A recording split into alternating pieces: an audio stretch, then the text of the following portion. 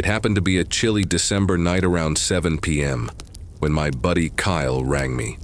He wondered if I'd join him skiing, which was normal for us. We avoided ski centers because they cost too much. Generally, we just skied down a big slope roughly 1 mile from my place that we had discovered some time before. It wasn't large, yet we enjoyed ourselves there. We strolled a mile to the slope, and it felt freezing upon arriving at the base of the slope. Both Kyle and I sensed an odd vibe. It was bizarre. We even talked about it, how we all of a sudden weren't in the mood and skiing didn't seem appealing right now. Nevertheless, we dismissed it. We'd already hiked all that way to ski, so we wouldn't back out, even if we didn't stay out as long as usual. Thus, we ascended that slope and clicked on our skis. The initial couple of runs lacked excitement, but eventually, after several trips downhill, we discovered the reason we might have felt off about going that night. Kyle descended first as I remained at the top, adjusting my skis a moment. I prepared to ski down when I detected a heavy crunch behind me. It wasn't wind or falling flakes. It was a deliberate, solid step. I spun around, and that's when I noticed him. A man stood at the top, just gazing at me. He appeared to be mid-40s, maybe older, and dressed strangely for the cold. He was wearing a light shirt, denim pants, and a pale hat. Maybe it was a trick of the fading sunlight, but his eyes looked odd. They were glaring red, like nothing I had ever seen, possibly reflecting the sunset or extremely bloodshot, but it was disturbing. I froze briefly, not sure if it was real.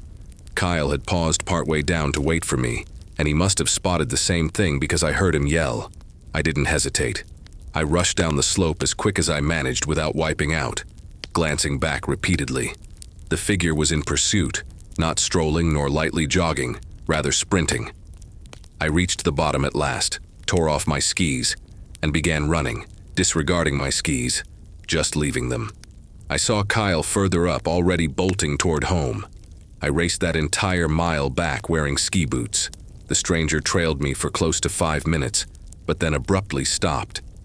He hovered for several seconds, observing me flee, and as swiftly as he'd arrived, he pivoted around and melted back into the trees. I burst into my house, slammed the door, and locked it immediately. I phoned Kyle, who was luckily safe as well at his own place. We decided neither of us would ever revisit that slope again, certainly not so near to dusk. Story 2. When I attended college, my university arranged this spring vacation ski outing. Anyone could pay a fee to ski with fellow students, so 2 of my pals and I all signed up to go. We had 5 whole days at a ski lodge in Austria. It was truly enjoyable until day 3 of the trip. That's when it got unusual. I got a note on Instagram from some odd guy saying he was with the Illuminati, urging me to join them. I showed my friends because I thought it was hilarious, and we were bored in our hotel that evening, so they talked me into replying just for a laugh. I wrote back, indicating I'd accept his offer, and showed interest. The dialogue took a foreboding twist next. A friend recommended I use a VPN with this chat, so I did, though he somehow knew I employed one. He sent messages along the lines of "you can't conceal yourself," and this was my fate. I should have simply blocked him then, but again, for the sake of amusement, we pressed on. We kept chatting, and sooner or later began taunting him, saying he was fraudulent and that the Illuminati was fake.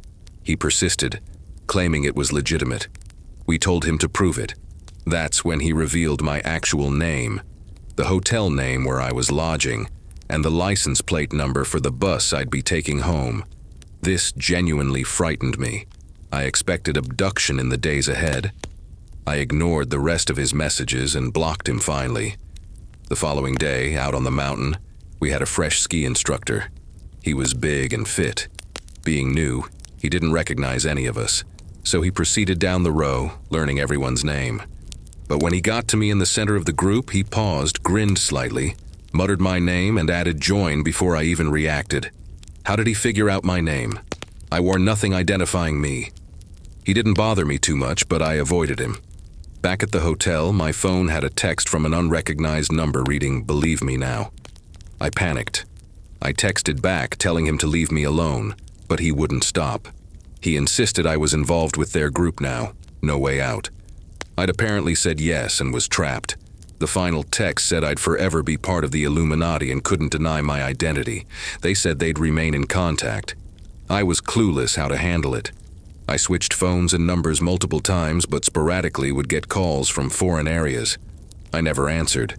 If they left voicemails, it was hushed chants, yelling, or static. It persisted for a year straight, until, oddly enough, when I redid that same ski vacation with those same friends and it all just stopped. Story 3. When I was roughly 16 or 17, I was employed at a nearby ski slope tucked into the national forest near my folks' home. I worked in equipment rental, usually working the late shift. Our facility provided a late package deal that ran till around 4 a.m., or until every slope was clear. I was just a teenage girl, so I tended to rely on a male coworker to accompany me to my car afterward. Yet that night I grew lax. I waved off the guys who offered to walk me since they still had tasks, and I didn't want to linger. It was bitter out, and hardly anyone remained in that enormous parking zone at 4 a.m. While heading to my vehicle, I noticed a truck in the lot. It drove slowly around, doing small spins, climbing over piles of snow. It felt odd to drift so languidly at that hour, but I assumed it might be waiting on someone from my crew. I owned an ancient rundown car that heated slowly, so I started sweeping off the snow. While I worked, I realized that truck stayed nearby, not leaving even after 10 minutes. But I wasn't too unsettled, just mindful of its presence. I then departed the lot and headed down the lengthy, twisting route leading back through the forest. That truck rolled out behind me, keeping a considerable distance. I got nervous, having seen nobody board it while I was there, yet it left right after I did. The quickest way home was a snaking route with many side streets. Few drivers ever took it, but I confirmed the truck was indeed following me. It repeated every turn I made and deliberately lagged far behind, below the limit. It haunted me at least 15 minutes as I made detours, aimless corners that wouldn't be logical if leaving the park. Eventually, I reached one junction branching off to the normal path, or a random route miles out of the way. I picked the remote path and hurried to gain distance. I ended up in a gas station at the back end of the lot, killed my lights, hoping the truck would pass by. Sure enough, it appeared, slowed down, and began turning in until a patrol car happened to arrive from across the street. So the truck revved up and kept driving right past the cruiser, away from me. I got the chance to flee. I tailed the cop for a bit, then continued home easily the rest of the way without that truck reappearing. I am convinced that truck tailed me from the resort. No rational driver would replicate my exact bizarre route and end up on a near straight forest road.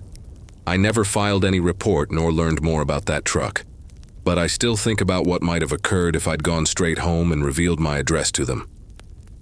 I never encountered that truck again, though I remain thankful I paid attention despite how routine going home after a shift seems. Story 4. This whole event took place when my girlfriend and I, let's call her Lily, were seeing a female pal. Let's call her Grace. We were staying at a popular Austrian ski center, had skied on the slopes all day. It was nearing 1 a.m. when we wandered into a bar that was nearly deserted, aside from a cluster of 5 men, a heavily drunk girl and staff. The men's group chatted with the inebriated woman, and it already felt off. They were convincing her to leave, and practically lugged her out. Lily wanted to follow to see if she was safe, but I insisted we'd better remain. We couldn't defend ourselves if they attacked, so we alerted the doormen, who said they recognized the group and all was fine. We still felt uneasy, but went back to the bar. Moments later, 3 from that group re-entered and lingered at the opposite side. I noticed they were all fixating on us, making me uncomfortable, as it was an intense, focused kind of staring. Eventually, I needed the restroom, and upon returning to the bar, I saw one wearing a red coat, though it was warm inside, standing uncomfortably close to Lily and Grace. As soon as he spotted me, he literally rushed away to his friends. I asked Lily and Grace what that was about. They mentioned he'd bought Grace a drink, wanting her to consume it with him, which thankfully she did not to. That's significant because he didn't order it near the girls. He got it elsewhere and walked it over.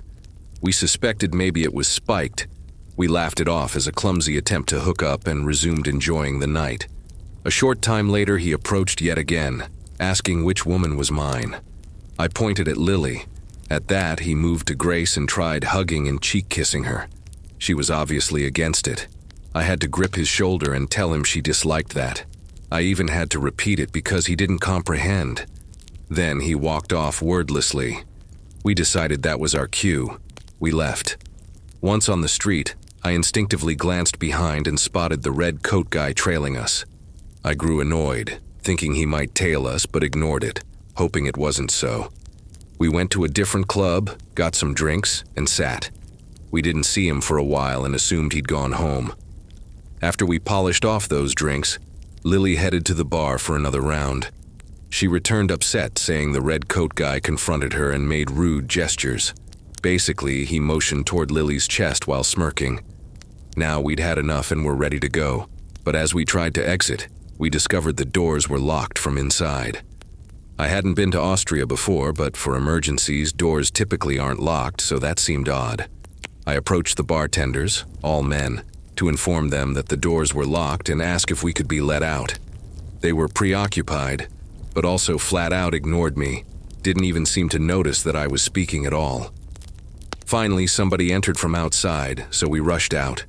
We got back without any more trouble and were relieved. I later emailed the local authorities, but no one replied.